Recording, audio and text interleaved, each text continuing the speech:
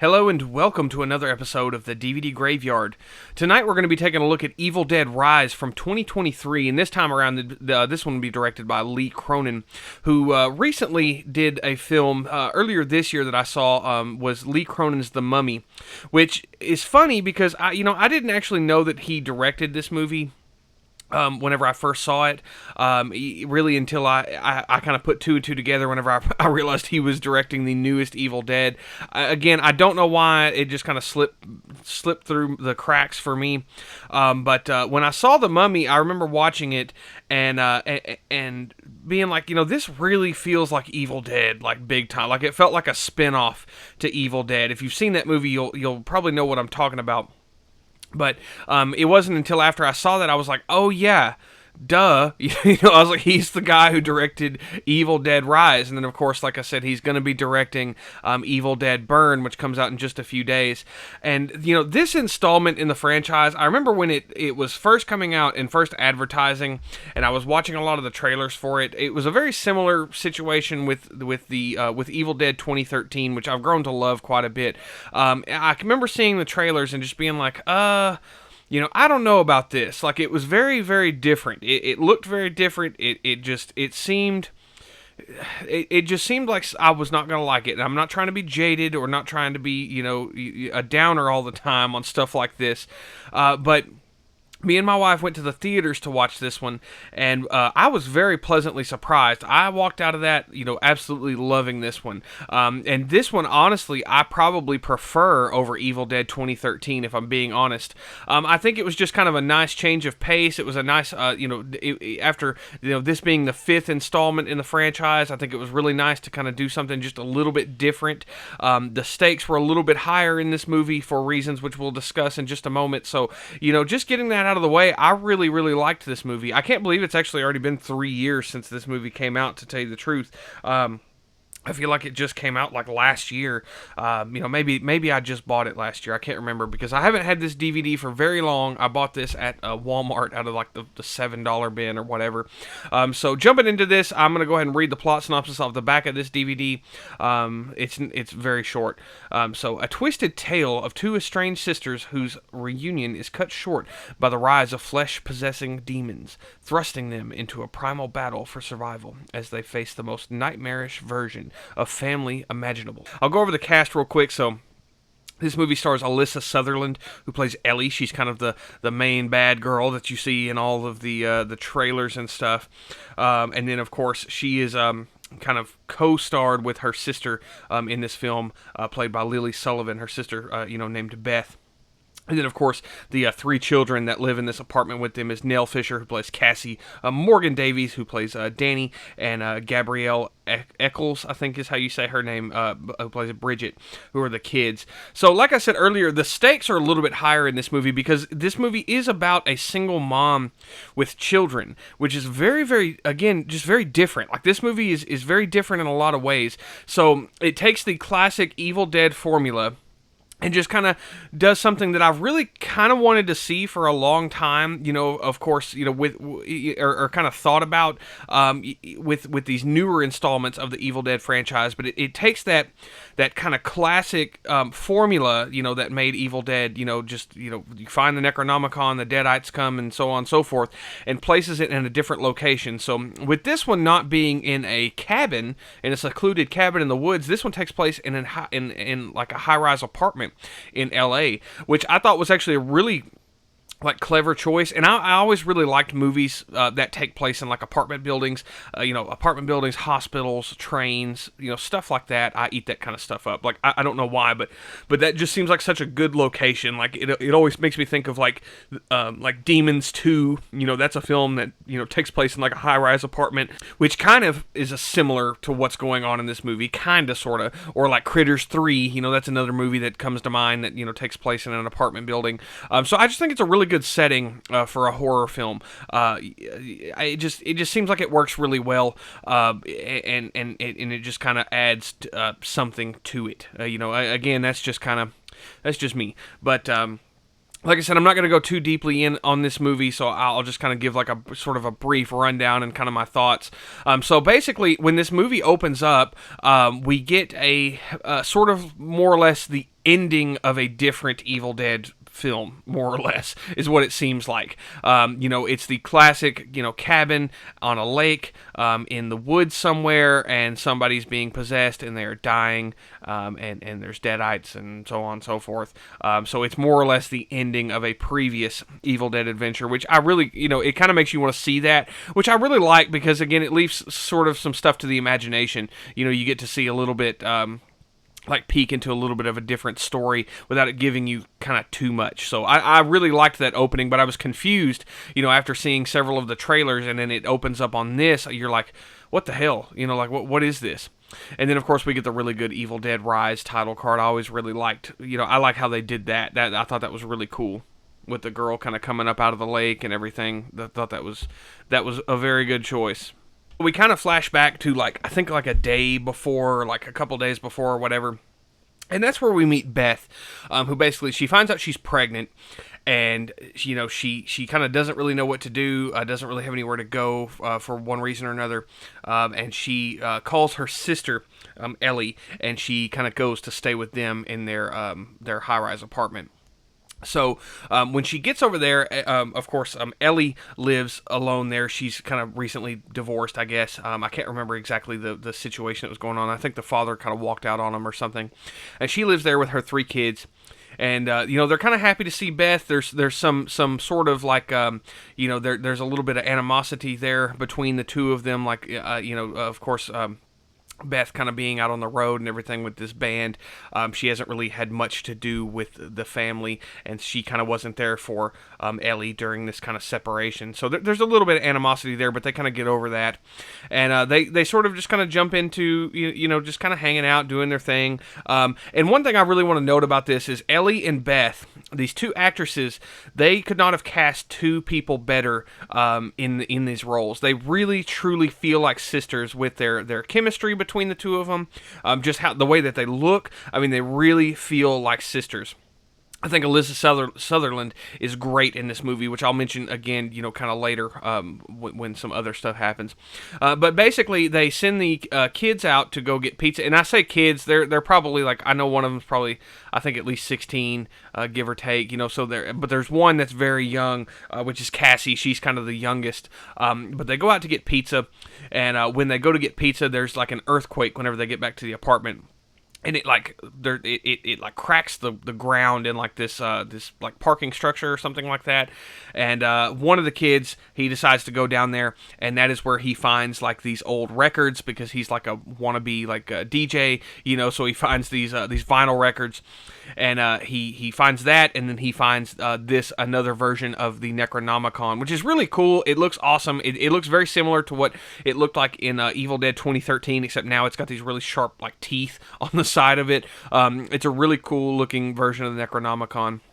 So they go back up to the apartment, and they get in there, and he kind of plays this record, and I thought this part really kind of gave me the creeps, to be honest with you, whenever I was in the theater. But it's an old recording of this priest trying to decipher the Necronomicon and kind of what's going on, and it's just this old kind of creepy recording. Stuff like this always kind of gives me the creeps. And of course it's raining and it's storming outside, and this apartment is all old and broken down, and just kind of and it just has a very kind of cozy atmosphere to it. I'll probably say that 100 times in this video, but this movie has a really nice atmosphere, 100%. I love really what's going on with that, and I love this kind of recording aspect of it. It kind of calls back to sort of the original film when they were playing those. They found the tape recordings with Professor Noby on there. So the priest on these recordings, he says the words of the Necronomicon, that we all know and love, and the evil kind of comes and takes possession of Ellie. And, of course, there's I think there's another earthquake or something like that happens, and they cannot get out of the apartment because Ellie, basically dies. She kind of faints or falls over or whatever, and they're able to open the Necronomicon because the boy, cuts his fingers on the book, and it's, something like that. I can't remember exactly. So anyway, he gets the Necronomicon open, and of course, like I said, the evil comes and possesses Ellie, and Ellie basically dies. And the neighbors kind of come over, and they kind of lay her to rest in her bed, and they're all really sad, and they're all bummed out. And it's honestly a very emotional scene when Ellie dies. You know, you really feel bad, and you really feel bad for these kids, and it's very, very sad. And like I said, they can't really take her out of there because, of course, this earthquake has caused the elevator to malfunction, and it's caused the stairs to collapse because it's just a really old, broken down, like gross apartment building. Like, you know, they don't repair anything. I think they even say in the movie that it was going to be demolished in like the next month or so they were supposed to move. And you know, it's just again, it's that classic kind of Evil Dead sort of but you know, it works for this. Like, again, with them talking about the dilapidated apartment building, you know, it works whenever the stairwell collapses and everything like that, because he kind of plays into sort of what's going on. It's not just the bridge kind of folded over or anything like that. So I thought that was a really kind of good way to kind of get around this, more or less. So as we move along, Ellie comes back to life, and oh my God, Alyssa Sutherland plays this character of possessed Ellie, Deadite Ellie, or whatever you want to call her, so well. She is so creepy. And it's not just the way she's acting; it's also her features. Like, she's very like skinny and like has very bony features. So she already, I'm not gonna lie, I'm not trying to be rude. I mean, she's very pretty, but she's also kind of creepy looking. Like, if I'm being honest with you, like, just her features. Like, again, she's very bony looking, like in her face and everything. So once she actually gets the Deadite makeup on, she is so creepy looking. Like, I mean, and she does a fantastic job in this role. Excellent job. Again, they could not have cast anybody better in this role. I love her. You know, she does fantastic. So they're able to lock her out of the apartment, and she ends up killing like all the neighbors that kind of come out to try to stop her, which is a really fun scene that actually felt very Evil Dead. Like, they're watching through the peephole, and all the neighbors are kind of coming up, and like, she rips the one kid's arm off, and then like it's a very cool little scene. And honestly, this movie is very like bold in that way. Like, you know, kids, like, a lot of kids are involved in this, and kids are dying and being killed in very violent ways. And like, I kind of applaud the direct, like, I don't, like, look, I'm not trying to be like morbid or anything like that, but I always like when a director is bold enough to like kill a child or something like that in a movie, because of course that just raises the stakes. Because if you're willing to kill a child in a movie, like, you know, everything is off limit. You know, I mean, nothing is off limits at that point. Like, you're going for it. You know, like, whatever it's going to be. Like, you know, nobody's safe, pretty much. You know, usually you see kids in a movie and you're like, oh, they're going to make it out just fine. But it's like, no, not in this movie. Like, nobody is safe. They killed that one kid. You know, they ripped his fucking arm off. So now that Ellie is locked out of the apartment, she sort of starts to, again, in typical sort of Evil Dead, Deadite fashion, she starts to try to emotionally manipulate Cassie, the youngest daughter. And she kind of keeps coming to the peephole. There's a lot of scenes with her kind of through that peephole, just looking super, super fucking creepy. I mean, just very creepy. This woman looks truly disturbing. Like, I mean, she legitimately, when I saw this in theaters, and I watch a lot of horror movies, I'm not trying to brag or anything like that, but it takes a lot to kind of unnerve me, to be honest with you. It takes quite a bit to make me sort of uncomfortable, and this woman made me uncomfortable in this role. I mean, she truly was giving me the fucking heebie-jeebies, okay? Like, she was freaking me out. So she emotionally manipulates Cassie. Cassie ends up letting her in, and of course, as usual, the shit hits the fan. Two of the other kids are you know, they are killed and they are possessed, and basically what it boils down to is, and this movie is, let me just preface this too, this movie is gory and very violent in the same sense that that Evil Dead 2013 is. But to be honest with you, it works a little bit better for this movie, whereas like in Evil Dead 2013, it felt like they were just trying to go as gross and disgusting as possible, and they were just trying to find ways to make people uncomfortable, like, if that makes any sense. But whereas this movie, it felt more like I don't know. It just worked a little bit better in this movie for me personally. So, but basically, the other two kids become possessed. There's violence, there's gore, and it's just an all-out shit show in this apartment. I mean, it's great. I mean, everything that's going on, and it's very emotional because again, all these kids like they're fighting off their mom and their siblings and everything like that. So like, there's a big like emotional weight in this film that is not really present in many of the other films. Like again, when I did my Evil Dead 2013 review, when I said, Mia, I kind of wish in that film Mia had died and not been resuscitated because it would have added that emotional kind of weight to the film. And they didn't go for it. Like it's sort of like a happy ending in a way because Mia lives and then the brother dies and so on and so forth. But in this movie, they really go for it. I mean, like it's again, no holds barred. Like nobody is safe in this movie except for like Cassie. But anyway, Cassie's so sweet. She's a saint. You can't harm Cassie.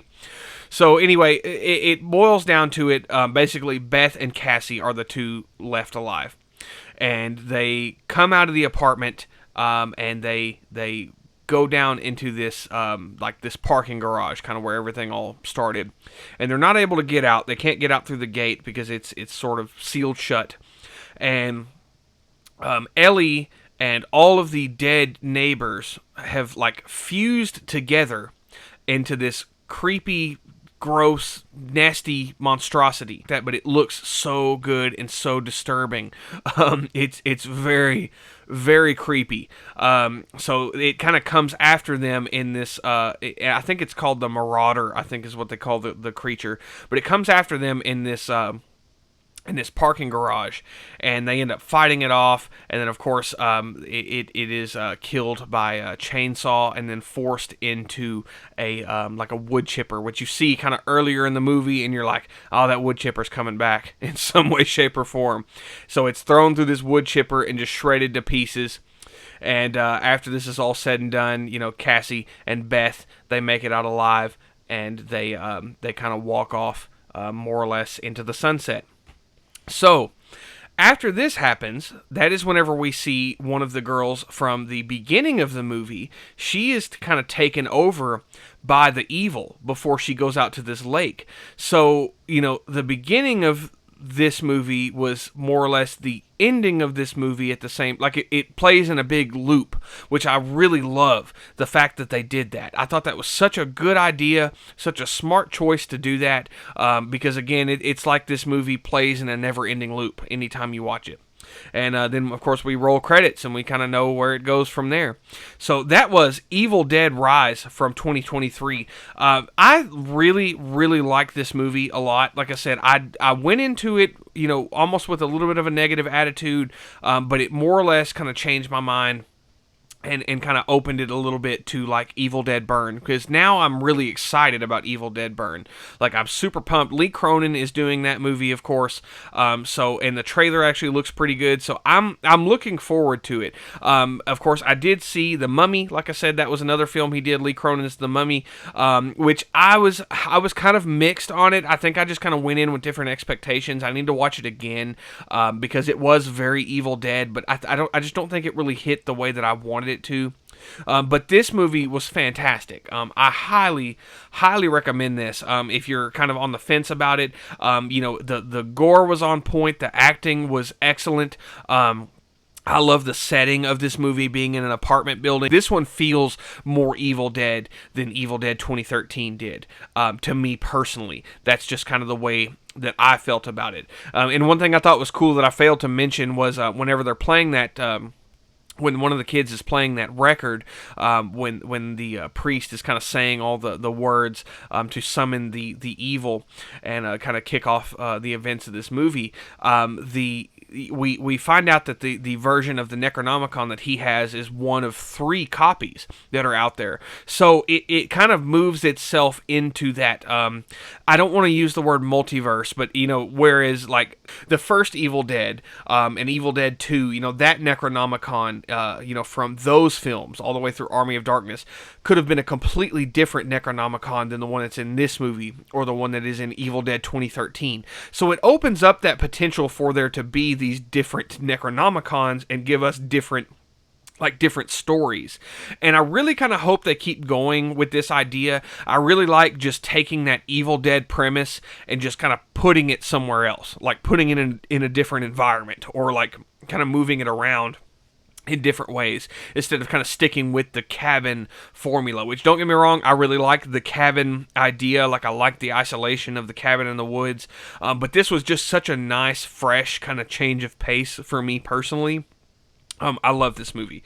Highly recommend it. Enjoy it very, very much. So that is, again, Evil Dead Rise. I've finally finished the Evil Dead franchise, which I started, several months ago. I finally feel very accomplished because I think that this is the first franchise that I've actually finished, to be completely honest with you, if I'm thinking correctly. Well, not entirely, because of course Evil Dead Burn is set to come out pretty soon. So I look forward to seeing that. That comes out actually in a few days. So I've got plans to actually go and watch that. So I'm super pumped about that. So there will be one more Evil Dead that I need to cover, but I'll probably wait to cover that. It'll probably be next year, to be honest with you, after it's already been released on physical media. It's been out for a little bit, and I get the chance to get my hands on a copy of it. What I like to do, or what I'm planning to do, if anybody is still even listening at this point, whenever normally I will finish like a franchise, like right now, I'm chiseling away Friday the 13th, which I won't be done with Friday the 13th for quite some time, because I'm going to save those for Friday the 13th holidays, just so I've got something to cover. Or like Halloween, I'm saving Halloween for around Halloween. But like big franchises like that, I want to kind of complete them all and then do a ranking of them.